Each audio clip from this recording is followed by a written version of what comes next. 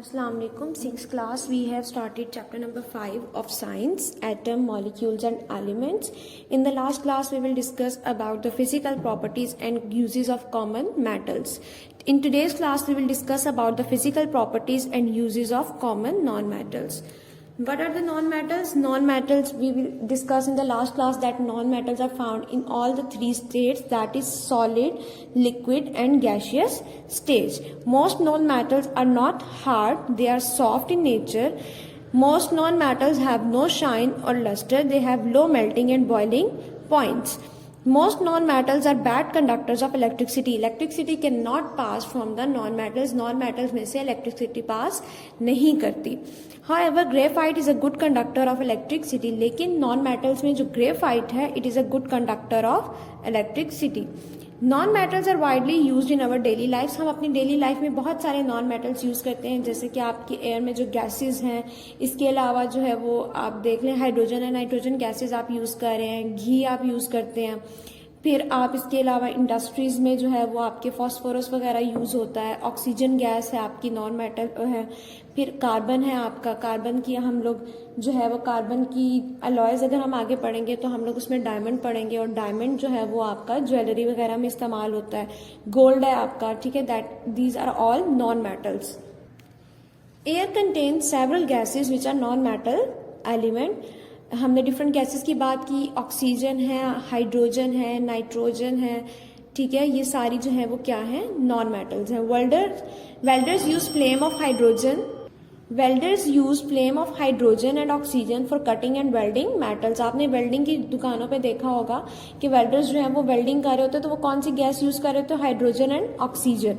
Hydrogen and nitrogen gases are use in the manufacture of urea. Urea fertiliser है, खाद के तौर पर आपकी जमीनों में यूज होता है, फार्मर्स यूज करते हैं. उसमें hydrogen and nitrogen gases present होती हैं. These are non metals. Vanaspati ghee is manufactured by the use of hydrogen and vegetable oil. Phosphorus is used in industry. Oxygen gas is used in hospitals. Carbon as diamond is used in jewelry. Graphite is used in mixing with clay in pencils. आपकी pencils की जो nibs होती हैं grey colour की, that is made up of graphite. Diamond is non-metal but it is the hardest matter on the earth. Diamond जो है वो आपका hardest matter है. It is shiny and used in jewelry. It is also used to cut glasses. Compounds and mixtures. ये तो metals तक तो हमारा मेटल्स एंड नॉन मेटल्स के टॉपिक तक हमारा एलिमेंट्स का टॉपिक जो है वो आपका खत्म हो गया. नेक्स्ट टॉपिक आपका कंपाउंड्स और मिक्सचर्स का है. Many things on the earth are not elements, some of them are compounds and some are mixtures. First of all, we will talk about the compounds. What are the compounds? When two or more elements combine chemically in a fixed ratio, यानी कि fixed proportion में. अगर आपने 1% hydrogen ली है, 1% या आपने oxygen ली है, तो they form a compound. Fixed ratio में जो है दो एलिमेंट्स कंबाइन होते हैं तो they form a compound. For example, water is the compound made of element hydrogen and oxygen. Hydrogen plus oxygen they form a water. There are 109 non-elements but there are thousands of compounds. जाहिर है 109 elements को आप different ratio में जब आप combine करते हैं तो they form a different compounds. तो इसलिए compounds की तादाद जो है वो thousands में है. Elements in a compound cannot be separated easily. Properties of element change when they are combined as compounds.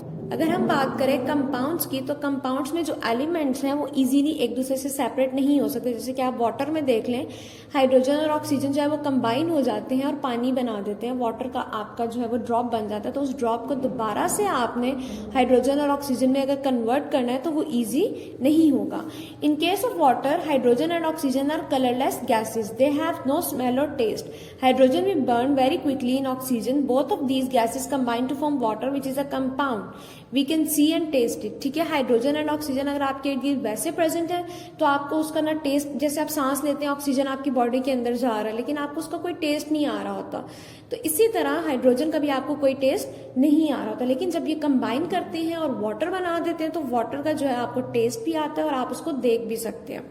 Different examples है कंपाउंड की. टेबल सॉल्ट, आपके घरों में जो नमक यूज होता है. Plastic, would, cloth. सेकेंड आपके पास है मिक्सचर्स. मिक्सचर्स क्या होता है, जब दो या दो से ज्यादा सब्सटेंसेस को आप मिक्स करते हैं और कोई केमिकल चेंज नहीं आता. मीन्स कि आप उन सब्सटेंसेस को जब दोबारा से अलग करेंगे तो उनकी केमिकल चेंज नहीं होंगे, उनकी केमिकल प्रॉपर्टीज जो हैं वो सेम रहेंगी. When two or more substances are mixed in such a way that no chemical change takes place, the combination is called mixture. Parts of a mixture can be separated easily because they are not chemically combined. All the parts in a mixture keep their own properties.